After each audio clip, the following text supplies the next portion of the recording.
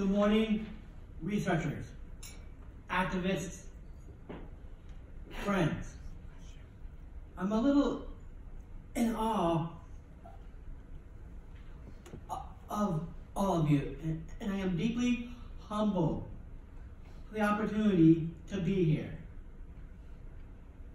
Even so, I have done this long enough, and I already know some of you well enough that I feel comfortable speaking here. Happily, not as comfortable as President Trump at a CPAC convention, or we would have to cancel half of this morning's agenda. I promise I won't talk for 2 hours. I could talk for that long. There are so many things that need to be said. And let's face it, NIH has a lot to answer for. There is a history of callous neglect of people with Down syndrome. I dare say there are some here today who still harbor a notion that spending research related to Down syndrome is wasteful. Wasteful because Down syndrome will be eradicated through prenatal testing and abortion. That belief is built on the foundation of inaccuracy. The truth is that the population of people with Down syndrome is increasing, not decreasing. The combination of our increasing lifespan and later maternal age has caused an increase in the population of people like me. There is a more fundamental inaccuracy at the base of the drive by some people and nations to be Down syndrome free by 2030. The root of that drive is the belief that a life with Down syndrome is not worth living. It is hard for me to understand how any scientist could hold such a belief in all the evidence to the contrary. Ignoring that evidence amounts to a kind of willful ignorance. Life with Down syndrome is undeniably different from a common life. But surely scientists of all people should understand the importance of outliers.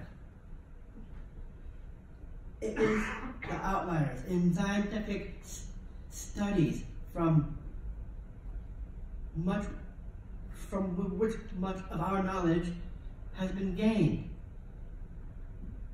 It is the outliers in society who have challenged old myths that held us back.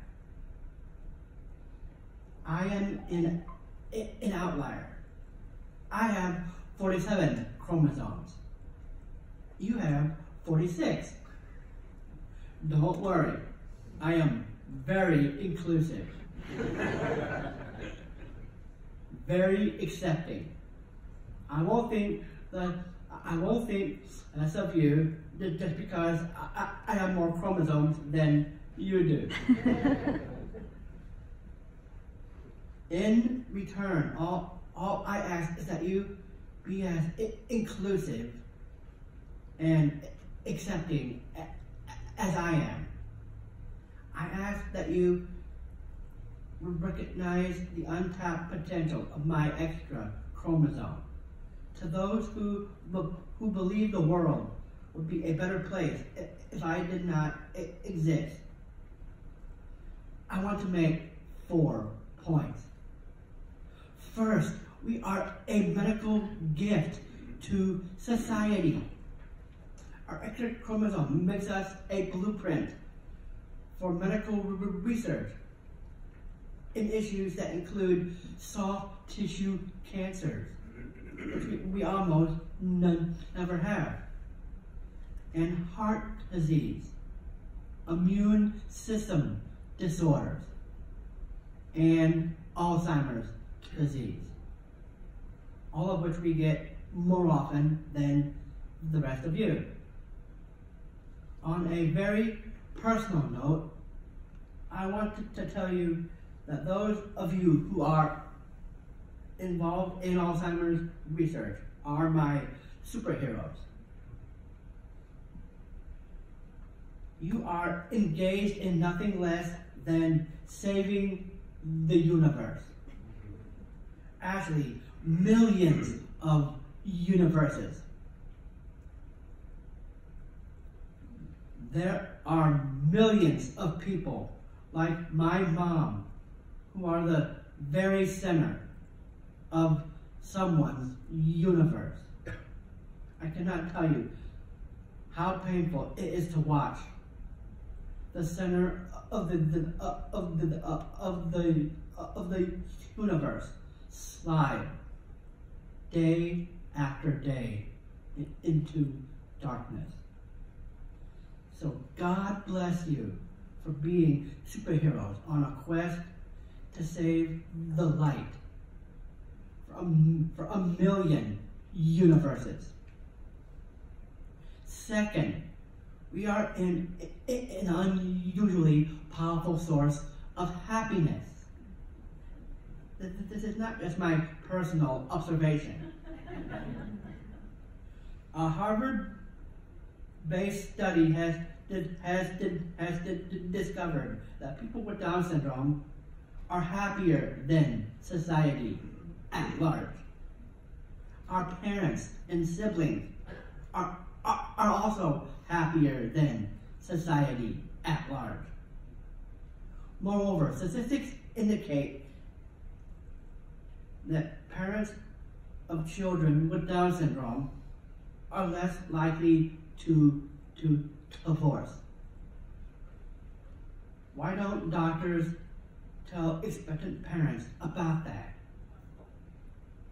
If I told you that you're about to have a child that would make your family happier and more stable, wouldn't you want that child? Third, we provide the opportunity to explore how to find meaning and value in life and work. As society races faster and faster into a world that values labor less than information, we must learn how to provide meaningful work in the half of the population with an IQ under 100. Studying what works for people like me can teach us a lot about how to find purpose in life for others who face the threat of being left behind by the information age.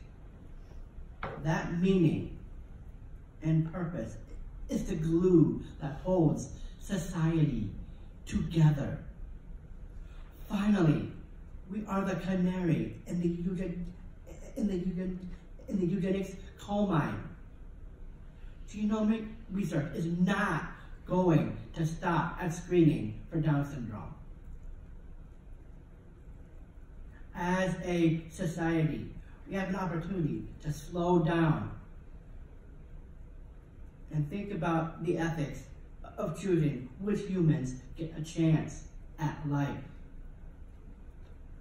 Maybe, just maybe, we should slow down and think about and think before we celebrate the elimination of any group of people just because they are outliers.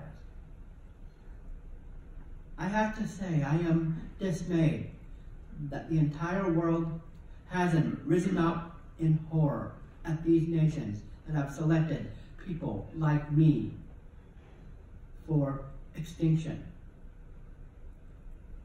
Please, just change that phrase and say ethnic minority free by 2030.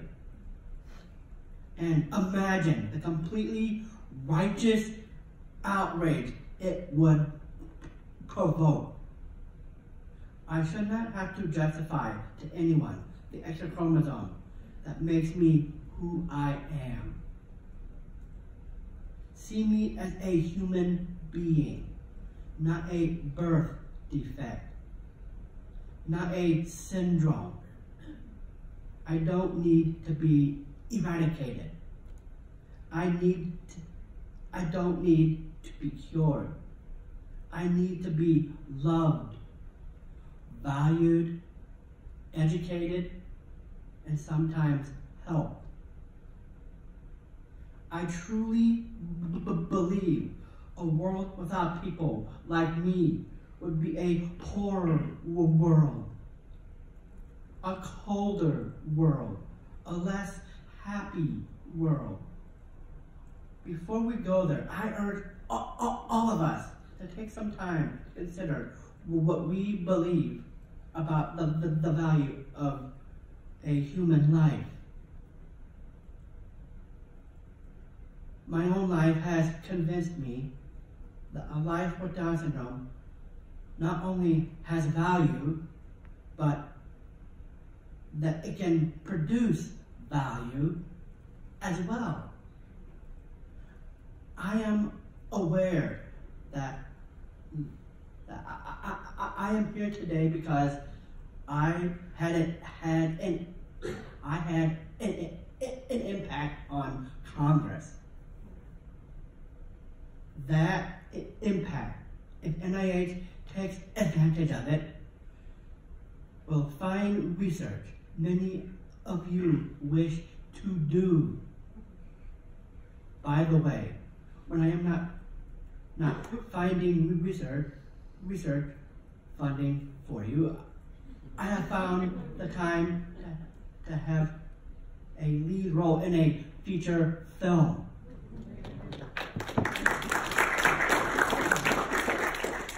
Star in an off-Broadway play.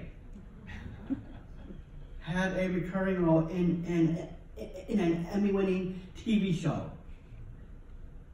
Publish op-ed pieces all over the world. Speak to major universities. Write a screenplay. And lobby Congress, the British Parliament, and the UN. That's the life I am talking about when I say I am a man with Down syndrome and my life is worth living.